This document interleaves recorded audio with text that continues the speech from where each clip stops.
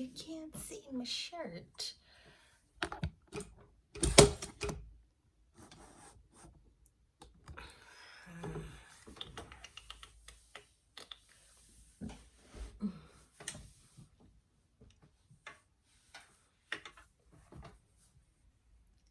So today, this is the third installment, I believe, of the credit series. So today, I will be discussing benefits of having good credit, as well as multiple ways that you can increase your credit score. Last video, I touched on ways to increase your credit score. The primary way that I discussed in the last video was through secured credit cards. So today, I will touch on, I think, 3 other things that you can do in addition to the secured credit card.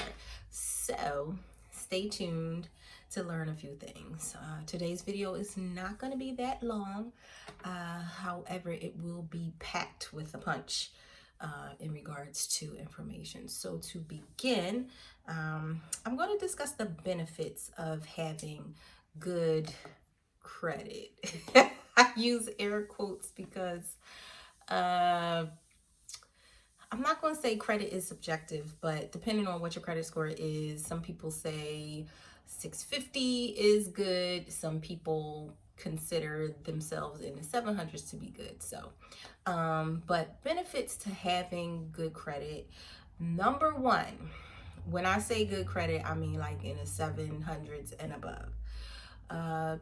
The primary benefit to me of having good credit is a really great interest rate. So last video, I believe it was last video, or maybe the video before. Nevertheless, in the previous video, I discussed years ago when I was in my 20s, when I had a car note and the interest rate was 27%. Now, I am not a human calculator, and I wish I would have done the math on how much I paid back in interest off of that $5,000 loan. But okay, really quickly, I had to come back because I did the calculations and I checked to see how much interest I paid back on a $5,000 loan with a 27% interest. I paid back $1,300, actually $1,350 to be exact. Pay back $1,300 in interest alone on a $5,000 loan. No, ma'am, Pam. So, whew, get your credit together. Don't get a 27% or a double-digit interest rate. Back to the video. Nevertheless, 27% is a really high interest rate. Now, I was on a phone with someone just today, actually, just this morning, and they're thinking about buying a car. And this person has mentioned that they've never had an interest rate for a car that wasn't in the double digits. And they're currently thinking about buying a car. And the interest rate, I believe that they were quoted, was 11%. And I told them that that was not a good interest rate, and that this person should do their due diligence and apply at multiple places. Well, not apply at multiple places, but, you know, just shop around for a better interest rate. I told her to do her due diligence and get more quotes because 11% is still not a good interest rate. So, one main reason to having a good credit score is having really good interest rates, and you could be saving yourselves thousands of dollars over the life of the loan. Okay, so we're going to start there. Second benefit to having a good credit score is buying a house. I know I am no realtor. I believe the last time I was notified, not for myself, but to be approved for a mortgage, you need a credit score of at least 640, right? So if you're in the 500s, you don't qualify for a mortgage, so you can't buy a house. You know, buying a house, you know, could be a big deal, or, you know, a big goal for some people. You know, buying a house for whatever reason, not everybody wants to buy a house, but if this is on your to-do list in terms of personal goals, you need a pretty good credit score of at least 640. So that's one main reason that you need good credit. Another benefit to having good credit is that you're able to purchase a car, piggybacking off of what I just spoke about. You're able to purchase a car with a pretty good interest rate. In terms of buying a car, you do save yourself thousands of dollars. So that's another benefit to having a pretty good credit score. Another benefit to having a good credit score is you're able to rent a place, right? Now, as a landlord, right, we run credit checks. And if you don't have a good credit score, or if you have a history of evictions on your credit report, the likelihood of you getting approved to rent a house, an apartment, is slim to none. So you really need a pretty good credit score just to have a place to live. Which is really important. So, I mean, these are things that you need to think about in terms of when you're building your credit or thinking about defaulting on a loan and messing up your credit. Like, don't do it. Do yourself a favor and get your credit score up, learn how to build your credit, learn how to increase your credit score, and then maintain all of the work that you've done to, put into getting a pretty good credit score. So, nobody wants to be out on the street. Nobody. some people say that, some people get into relationships just to have a place to stay. Don't be one of those people. Have your own. Ain't nothing free. No feeling freer than having your own. You know, and then also, having a benefit of having good credit is that you're able to start a business of your own if this is what you desire. Instead of using your own funds, you can, get a credit card and start your business, get your LLC, materials, inventory, things like that with a credit card if you don't have the upfront funds to start a business. So these are all good benefits to having a pretty decent credit score. Now, if you do not have a decent credit score and you're currently working on building credit, what are other ways besides a secured credit card that you can build credit? So before I talk about that, I'm going to talk or reiterate what secured credit cards are. So secured credit card is you use your own money as collateral. So you put your own money up front as the collateral, and then you would proceed to use the credit card just like a credit card. So say, for example, the collateral that you put up is like $300. That would be the credit card limit. With whatever the collateral is the limit. You can't go past that. You use it as a regular credit card. So that's what a secure credit card is. If you want to know places you can go to open up a secure credit card, go to the video before this, and I list at least 4 or 5 different places you can go to apply for a secure credit card. So check that video out. You can also apply for a secured loan. Now, this is a good product to have. A secured loan works in a similar fashion that a secured credit card does, where you put up your own money as collateral, but instead of a credit card, it's a loan. So if you go to your local bank, you bank at TD, credit union, wherever you go there, you open up a secured loan. So you put up whatever, $300, $400, and then you pay it back in installments like a loan. You could pay it back early. You could pay it back for the duration of whatever the time frame is that they give you to pay back the loan, maybe a year or something. It doesn't have to take you that long to pay it back, but that's a good way to build credit because the bank will report that as a loan.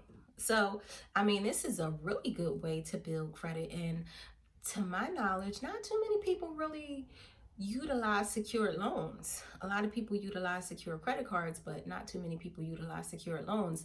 Now, it's important to have a relationship with a bank, because if you have a history of having a bank account, having money in your bank account, not overdrawing on any of your bank accounts, this is a relationship that you have established, right? So when it goes to either applying for a line of credit, a loan, anything like that, usually it's better for you, or you'll get a better interest rate, or you'll get an approval. You could get mortgages through your bank, you could get car loans through your bank, you could get a personal loan through your bank, you can get a business loan through your bank. So establish a relationship with your bank. Do yourself a favor and do that. Now, I'm not saying you need to sit down with like one of the bank reps every week or every month, but just start the relationship by opening up a bank account, check-ins or savings. Start there. I know this is off topic, but it's important.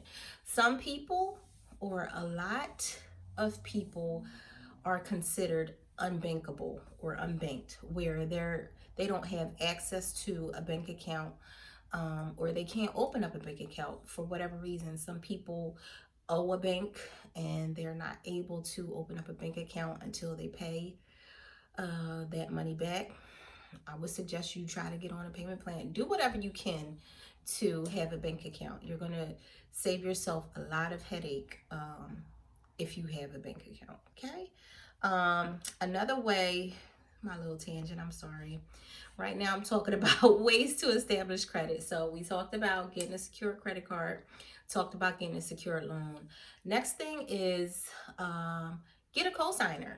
So if you are one of those people who credit score isn't good enough to rent a place to live, to get a mortgage or a car, anything like that, get a cosigner, somebody who has good credit, who is willing to co-sign for you. So they'll be on the loan with you. However, be careful with this, because you can ruin a relationship.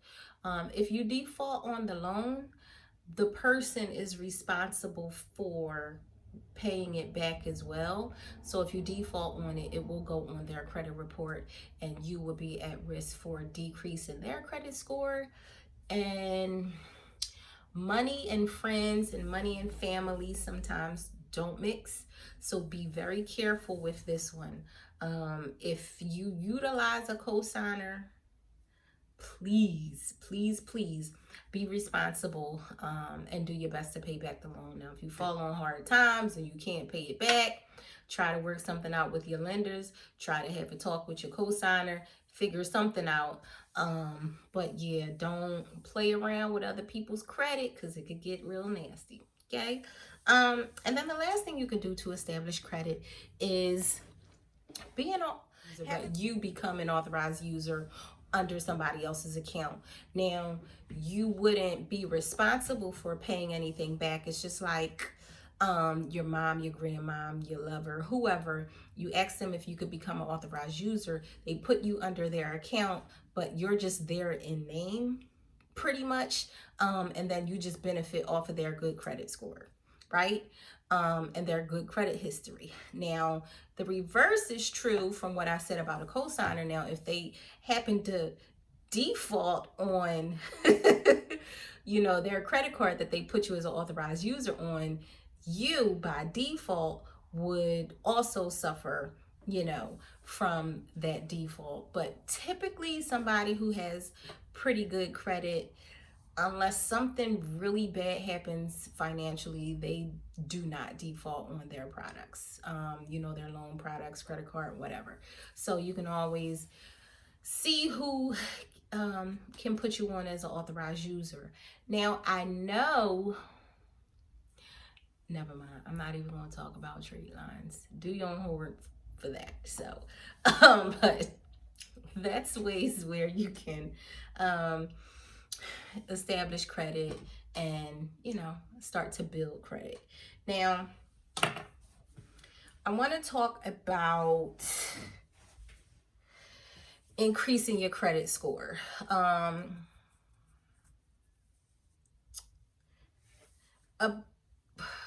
okay. So I want to talk about like a quick hack to increase your credit score within about a month, right?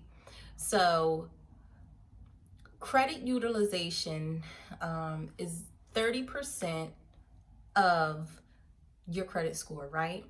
Now, remember last video I said keep your utilization on your credit cards under 30%, right? Quick hack is, say for example you had to use more than 30% of your credit card. All right, what you want to do is you want to pay your credit card down to either pay it down to 1% or pay it off at least 5 days before the closing date, right? Because if you pay it before the closing date, the credit card company is going to report that you paid it off, right? But if you pay it after the closing date, they're going to report, like if you use 30%, 40%, 50%, they're going to report that percentage. And then that will bring down your credit score. So what you want to do is pay it down at least 5 days before the closing date of your credit card, because it reports every month. So that's a nice little hack to increase your credit score within a month or so. Now, I'm not saying it's going to increase it by a lot, but every little bit helps. So that's a nice little hack. You also want to have good debt on your credit report. So another video, I'm always going to reference a previous video. So if you don't know what I'm talking about, go back to a previous video. Which one? I don't know. Watch them all. But on your credit report, there is good debt. Good debt is a mortgage, a car note, and a student loan. Now, I mentioned that my student loan, which is paid off, is still on my credit report. I don't want my student loan removed from my credit report. I don't want that history removed because it's a good debt and the history is a good history. So if I was to have my student loan removed from my credit report, my credit score would drop. And I don't want that. So that's why it's still there. And I'm okay with that. Even though it's a closed account, it's still an account that was closed but in good standing. And then also you want to minimize the credit inquiries that you have. So if you have to buy a car, that's fine, right? You want to shop around for a good interest rate, that's fine. But don't go off on a tangent where it's like, you know what, I'm going to apply for this store credit card. And because, I know a lot of people got a couple dollars right now, with a lot of these loans, these small business loans, and, this unemployment money and these stimulus checks. People is getting it. I ain't mad at y'all. That's what's up. However, right? Don't go out here applying for every credit card, every store credit card. Oh, I want to go buy a car today, and you know what? Let me move, so I'm going to apply at this, apartment place. Or like, don't go out trying to get 4 or 5 different loan products, and then they all are running credit checks, right? It's going to drop your credit score. And then credit inquiries stay on your credit report for 2 years. So you want to be careful. You want to apply at your own risk. Do it sparingly and do it only if you have to. If you don't have to, don't apply for these things because it will hurt you. Now, if you're in a position where you have to, it's fine. If you have to, it's fine. I'm not going to say there are ways to get credit inquiries removed because, if it's a legal inquiry, then it belongs on your credit report. Read between the lines. So, just just be responsible is all I'm saying. So pretty much that's it. So to recap, I discussed benefits of having good credit. I discussed ways to establish credit and to increase your credit score. And that's all that I have for you guys today. Now, I want you to do me a favor, right?